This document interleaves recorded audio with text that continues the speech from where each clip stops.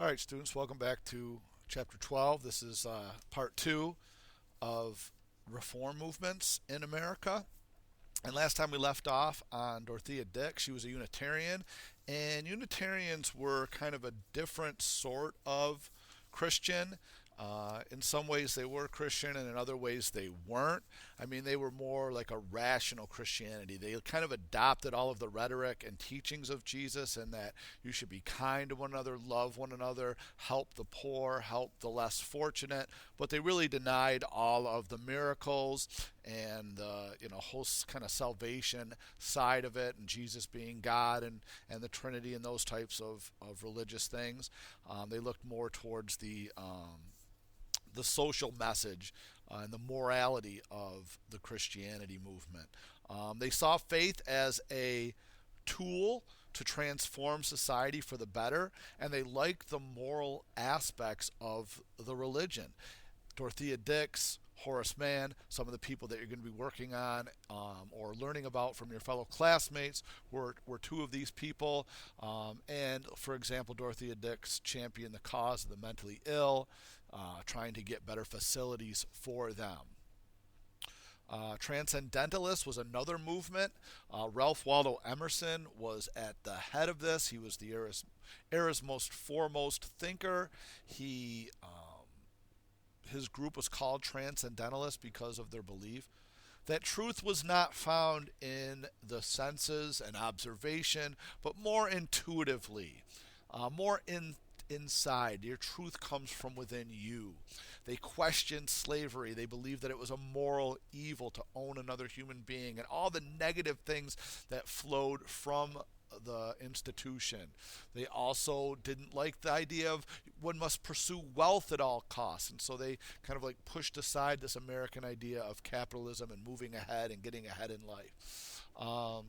Some members included Nathaniel Hawthorne and Henry David Thoreau, some great writers in this time period, which is also going to lead to this new movement known as Romanticism. American Romanticism, people like Emerson, people like, you have great works from authors like Herman Melville and Walt Whitman and Nathaniel Hawthorne.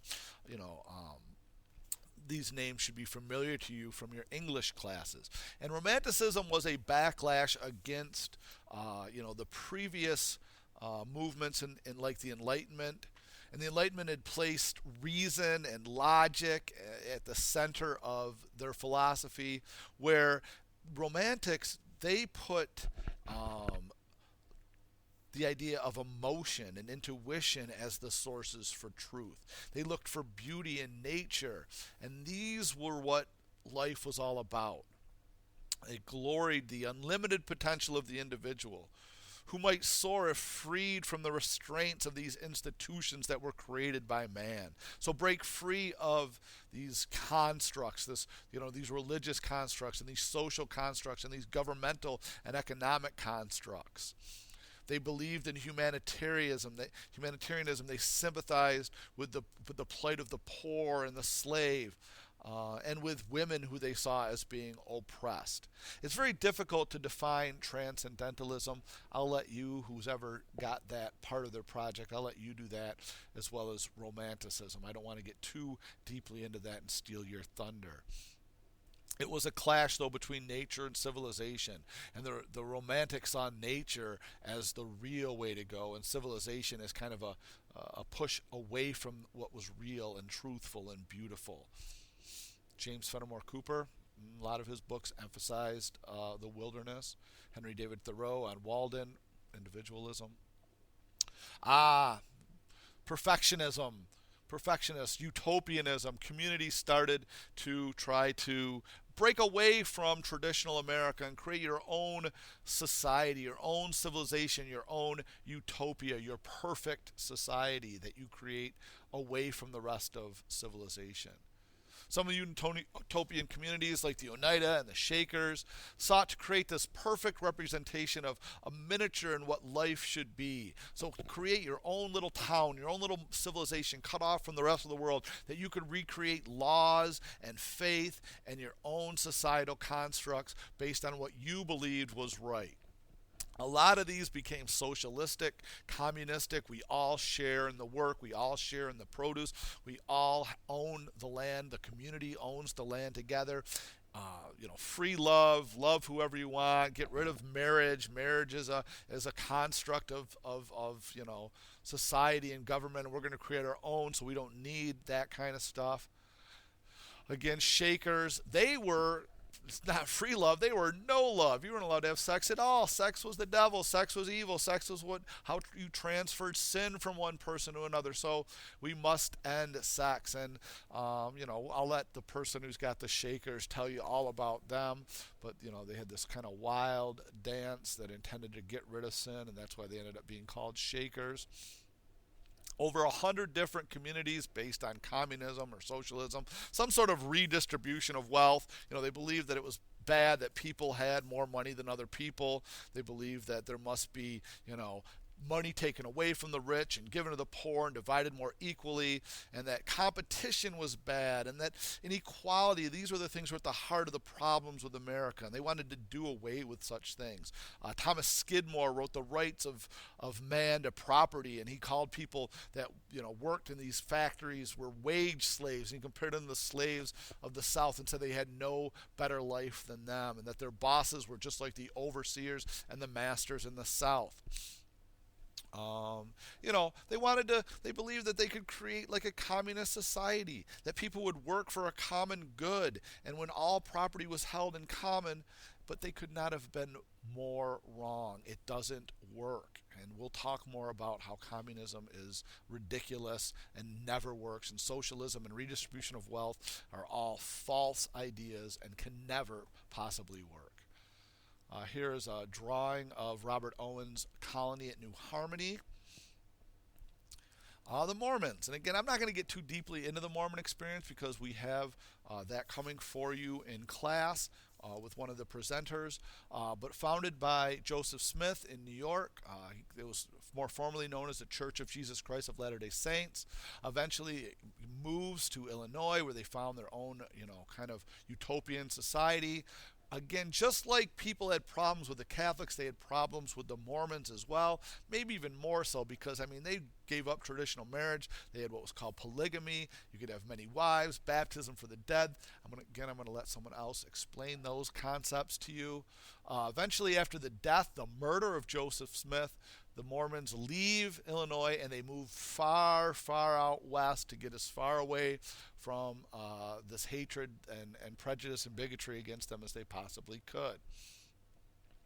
Again, we have Robert Owen in New Harmony, Indiana, the socialist community fails. Brook Farm, started by George Ripley, fails, but I'll let the people doing them talk to you about them more.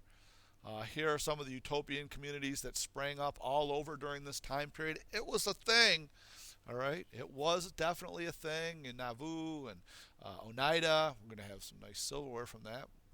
Brook Farms, a lot of these places, and these are just a few of the ones that were springing up. This is the Mormon Trek, by the way, where they went and how they eventually got to Salt Lake City, Utah, and created a new utopia there. Working class reform was a big part of this as well. Again, these new things called factories were springing up. We're going through the Industrial Revolution, and people said we need to have reform in work. We need to have unions. We need to have collective bargaining. People need to have better wages and more time off and better working conditions. And these were really the big things. Wages, hours, and working conditions were the big three of what these movements were pushing for reform in. Even skilled workers, had the most success because, again, skilled workers are harder to come by, so management, business owners are more likely to negotiate with people that they can't just instantly replace with somebody else. And unions, trade unions, start to come about in greater number during this time period. Abolition. And the last two things we're talking about, abolition and women's rights, these are the two biggies of this time period.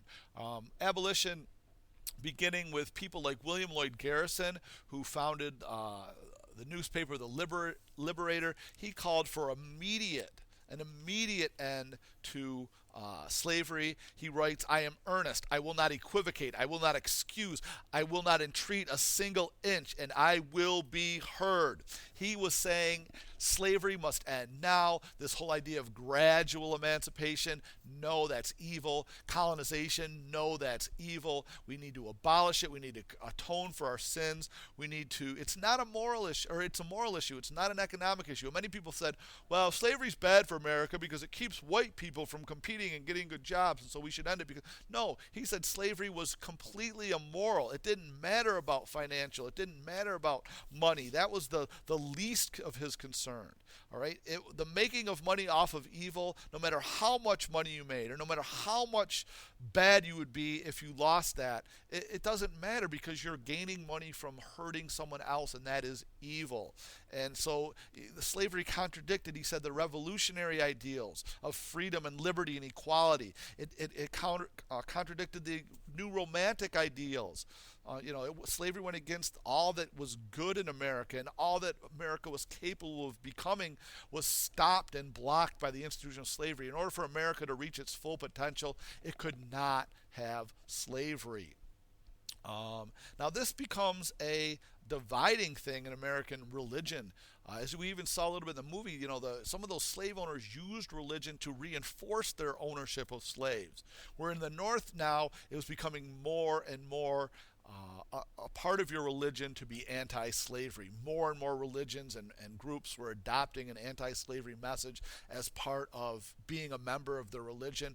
And you have the Northern Methodist Church dividing from the Southern Methodist Church. You have the Northern Baptist Church dividing with the Southern Baptist Church, creating a schism between these groups that could not be divided. And it's even still there today. You have Southern Methodists, Southern Baptists, which are not a part of Northern Baptists anymore, or Northern Methodists anymore. So this is a huge division in our society, as you already know. Abolitionists were more concentrated in the Northeast. You have a rebellion in Lane Seminary as a result of abolitionist fervor and people reacting negatively to it, because not everybody in the North was anti-slavery. Most people weren't. These were young, idealistic people, and for the most part, they were not being listened to by many people. We're going to look at Sojourner Truth. She's very important in this movement. David Walker also had his own ideas of kind of a violent end to slavery, that it was going to have to come apart. America was going to have to deal with this, but it was probably going to be in a violent way because slave owners were just not going to voluntarily give them up. A lot of tensions in the anti-slavery movement, because how do we bring about the end of slavery? That causes divisions in different groups that want it immediate, that want it gradual, that want it violent, that want it nonviolent. Some thought through religious education and political action and boycotts of Southern goods they could bring it about, and others said no, we just got to end it and pass laws that say no. Elijah Lovejoy was one of the people that unfortunately was murdered for trying to protect his abolitionist printing press. You have Uncle Tom's Cabin, being written by Harriet Beecher Stowe, which is the most read book in America, one of the most read books of all time. Moving on to the women's rights movement, because we're running out of time here. I really got to kick it into gear here. You have the Grimke sisters, who are very important. Sarah and Angelina, they took up the cause of the women's rights after they were criticized for speaking to audience that included men and women. Sarah responded by writing the Letters on the Condition of Women and the Equality of the Sexes, arguing that women deserve the same rights as men. I mean, the big issues in the women's rights movement, you have like divorce laws that were against women. Women wanted more access to jobs, to education, having property rights, having a voice in decision making, and of course, the biggie would be the right to vote.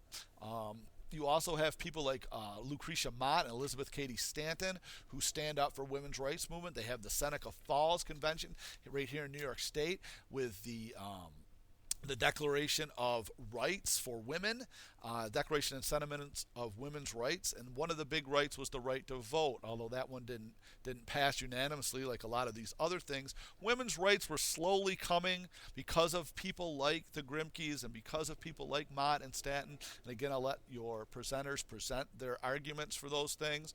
Again, you're going to have a division in the anti-slavery movement because some people don't want women to have any voice in it and others do. And so, again, division sometimes makes it harder for change to come about when you guys aren't all on the same page. And again, it did not lead to women's suffrage, the right to vote. Eventually that's going to come, but not for a lot longer. And here's a little timeline. We're going to finish on that.